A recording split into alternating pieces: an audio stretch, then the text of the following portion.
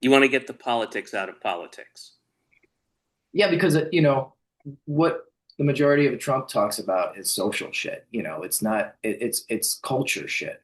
It's not Did you? politics. Yeah. Did you see the? Did you see his speech at the UN? I did. He's oof. Fucking bonkers, like crazy, crazy town. You're going to hell. Your countries are going to hell. Very Um, yeah, very dark times, man. So what do yeah. you so what if you were to run yourself hypothetically for an office like this, a federal office, senator, what would you like your platform to be? And what would you do differently than some of these people who are running now for the Well, I think I think they're so specific. Like if senator is passing legislation, it's not creating legislation. It's um, and I think I'd be more. I personally would be more interested in being in the House. Um, uh, and being a representative of people, and then facing the constituency, town hall meetings, and really listening. Um, and I think if I was running, it would be my campaign would be a mixture of kind of what you're talking about, where it's absolute transparency and uh, telling the truth and being like, look, I it's okay if I get voted out because I'll feel fine if I'm voted out because uh, you thought I wasn't effective enough to do the things that you wanted me to do. Um, but I promise I will always be truthful, and I will tell you the cold hard facts, and I will name names, and I will say this is what I want to do. I want to get broadband in rural areas for everybody. This is what I'm going to do.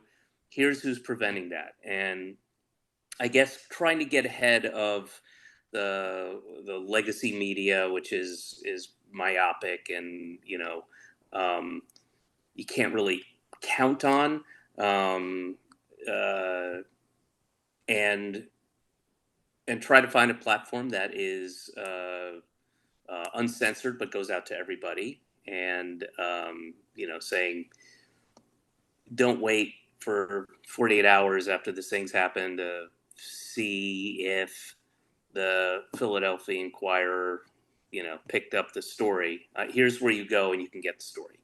Um, and I would just try to do my best at explaining to everyone, in the campaign, I here are the interests that I want to work on, and the vast majority of the things I'm interested in are social services and making life better on a day to day basis for middle class, lower middle class people. And here's what that encompasses: better roads, and then you can get to your work. Uh, uh, and going from the top, explaining from the top down how these things that may not seem important to you, there's certainly these things I think are more important than if a trans kid in North Carolina uses the bathroom, right? Here's you can vote for that.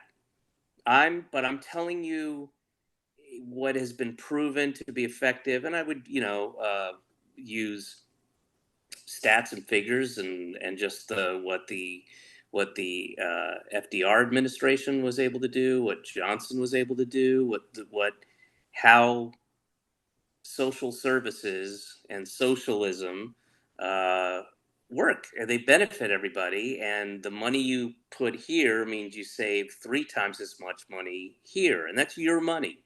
That's your money that you could have. Yeah. and it's, please don't get caught up on the idea that uh, you know uh, whatever the culture war thing is, that's how they win, and that's how they keep the money. The you know but also, I will say this: I'm clearly, from my work, uh, I don't pull punches, and I'm not scared of anybody, and I will go toe to toe with anybody. I'm happy to do it. I'm happy to debate people in a real sense, not in the kind of Charlie Kirk, debate me. Now I'm going to shut you down and make fun of you kind of entertainment value. I'm talking about a real debate. Right. And uh, I will call bullshit very quickly, and I also will admit if I'm wrong. If I'm wrong, I'm wrong. And but I would also listen to people, and and I would have no, I don't think, a need to take any kind of corporate money, um, unless it was like Patagonia. I'll take Patagonia's money. They're good folks. Ben and Jerry, you guys can support me. But yeah, I would. That's sort of the thing I'd run on. Yeah. Yeah. I mean, And you that's can take it or not. Take. I mean, it's not gonna. I'm not gonna be insulted if you don't buy my appeal. I'll be a little disappointed, obviously, but I would try to really make it understood, like, and just not do these fucking lame, trite, uh, you know, kind of overview umbrella things like. And I also wouldn't do that stupid. When they go low, we go high. Fuck that. That doesn't work. Go lower. Fucking kick them oh, in the balls. Jesus. Fuck these people. And I'll use the F word.